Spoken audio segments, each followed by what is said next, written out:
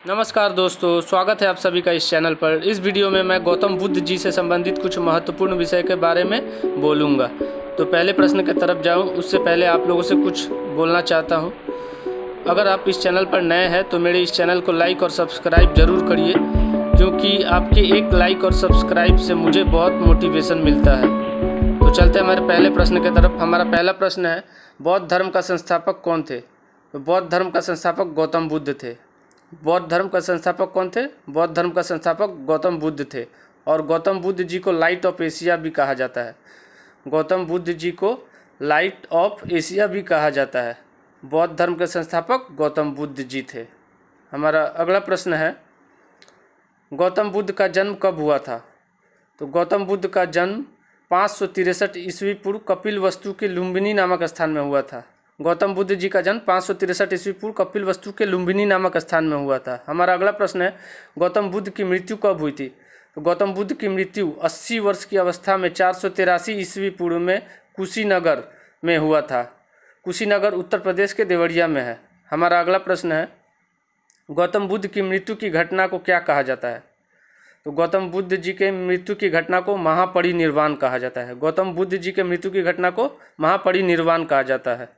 हमारा अगला प्रश्न है, गौतम बुद्ध के पिता का क्या नाम था? तो गौतम बुद्ध के पिता का नाम सुधोधन था। गौतम बुद्ध के पिता का नाम सुधोधन था। हमारा अगला प्रश्न है, गौतम बुद्ध जी की माता का क्या नाम था? तो गौतम बुद्ध जी की माता का नाम माया देवी था। गौतम बुद्ध जी की माता की मृत्यु उनके जन्म के 7वें दिन ही हो गई थी। गौतम बुद्ध जी का लालन पालन इनकी सौतेली माँ प्रजापति गौतमी ने किया था। तो गौतम बुद्ध जी की माता का नाम माया देवी था। हमारा अगला प्रश्न है, गौतम बुद्ध जी के बचपन का नाम क्या था? तो गौतम बुद्ध जी के बचपन का नाम सिद्धार्थ था। गौतम बुद्ध जी के बचपन का नाम सिद्धार्थ था। गौतम बुद्ध का विवाह 16 वर्ष की अवस्था में यशोधरा के साथ हुआ था। चलते हैं हमारे अगले प्रश्न की तरफ। हमारा अगला प्रश्न है, गौतम बुद्ध के पुत्र का क्या नाम था? गौतम बुद्ध के पुत्र का नाम राहुल था। गौतम बुद्ध के पुत्र का नाम राहुल था। चलते हैं हमारे अगले प्रश्न की तरफ। हमारा अगला प्रश्न है, गौतम बुद्ध जब कपिलवस्तु की सैर पर निकले तो उन्होंने कौन से 4 दृश्य को देखा? तो सही उत्तर है, पहला बूढ़ा व्यक्ति, दूसरा एक बीमार व्यक्ति, तीसरा एक शव एवं चौथा एक सन्यासी व्यक्ति को देखा। हमारा अगला प्रश्न है, गौतम बुद्ध कितने वर्ष की अवस्था में गृह त्याग दिए? तो गौतम बुद्ध ने 29 वर्ष की अवस्था में सांसारिक समस्याओं से व्यथित होकर गृह त्याग दिया। 29 वर्ष की अवस्था में उन्होंने गृह त्याग दिया। हमारा अगला प्रश्न है, गौतम बुद्ध का गृह त्याग की घटना को क्या कहा जाता है?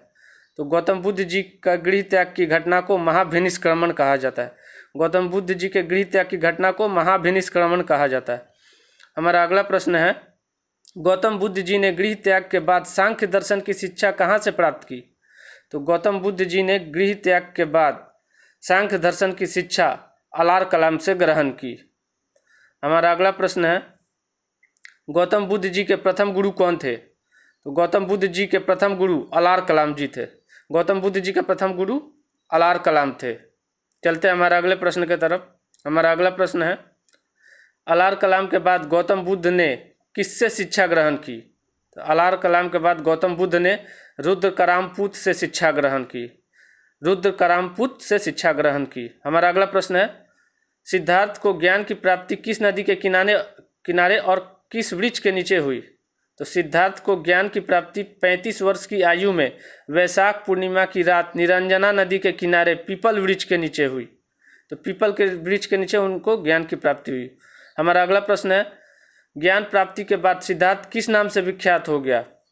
तो ज्ञान प्राप्ति के बाद सिद्धार्थ गौतम बुद्ध के नाम से प्रसिद्ध हो गया। ज्ञान प्राप्ति के बाद सिद्धार्थ गौतम बुद्ध के नाम से विख्यात हो गए। हमारा अगला प्रश्न है, गौतम बुद्ध ने अपना प्रथम उपदेश कहाँ दिया था? तो गौतम बुद्ध ने अपना प्रथम उपदेश सारनाथ में दिया था। गौतम बुद्ध ने अपना प्रथम उपदेश कहाँ दिया था?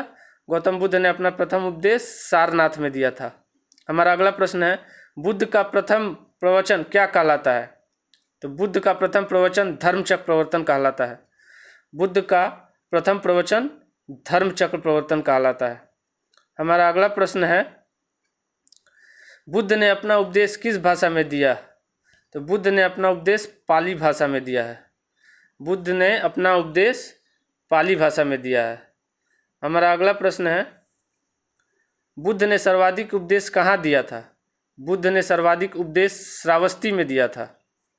बुद्ध ने अपने सर्वाधिक उपदेश श्रावस्ती में दिया था। हमारा अगला प्रश्न है, बौद्ध धर्म के त्रिरत्न क्या थे? तो बौद्ध धर्म के त्रिरत्न बुद्ध, धम्म और संघ है। बौद्ध धर्म के त्रिरत्न क्या है? बौद्ध धर्म का त्रिरत्न बुद्ध, धम्म और संघ है। हमारा अगला प्रश्न है, बौद्ध धर्म ग्रहण करने वाली प्रथम महिला कौन थी? तो बौद्ध धर्म ग्रहण करने वाली प्रथम महिला गौतमी थी। बौद्ध धर्म को ग्रहण करने वाली प्रथम महिला गौतमी थी। हमारा अगला प्रश्न है, प्रथम बौद्ध संगति कब हुआ? प्रथम बौद्ध संगति 483 ईस्वी पूर्व में हुआ। प्रथम बौद्ध संगति 483 ईस्वी पूर्व में हुआ। प्रथम बौद्ध संगति अजात शत्रु के काल में राजगीर में हुआ था। प्रथम बौद्ध संगति 483 ईस्वी में अजात शत्रु के काल में राजगीर में हुआ था। चलते हमारे अगले प्रश्न की तरफ। हमारा अगला प्रश्न है, चतुर्थ बौद्ध संगति किसके समय में और कहाँ हुआ था? तो चतुर्थ बौद्ध संगति कुंडलवन कश्मीर में कनिष्क के समय में हुआ था। चतुर्थ बौद्ध संगति कुंडलवन कश्मीर में कनिष्क के समय में हुआ था। हमारा अगला प्रश्न है, द्वितीय बौद्ध संगति कब और कहाँ हुआ था? द्वितीय बौद्ध संगति 383 ईस्वी पूर्व वैशाली में हुआ था। द्वितीय बौद्ध संगति 383 ईस्वी पूर्व वैशाली में हुआ था। द्वितीय बौद्ध संगति के समय शासनकाल कालाशोक का था। द्वितीय बौद्ध संगति के समय शासनकाल कालाशोक का था। द्वितीय बौद्ध संगति 383 ईस्वी पूर्व वैशाली में हुआ था। हमारा अगला प्रश्न है, बौद्ध संगति का आयोजन स्थल क्रम क्या था?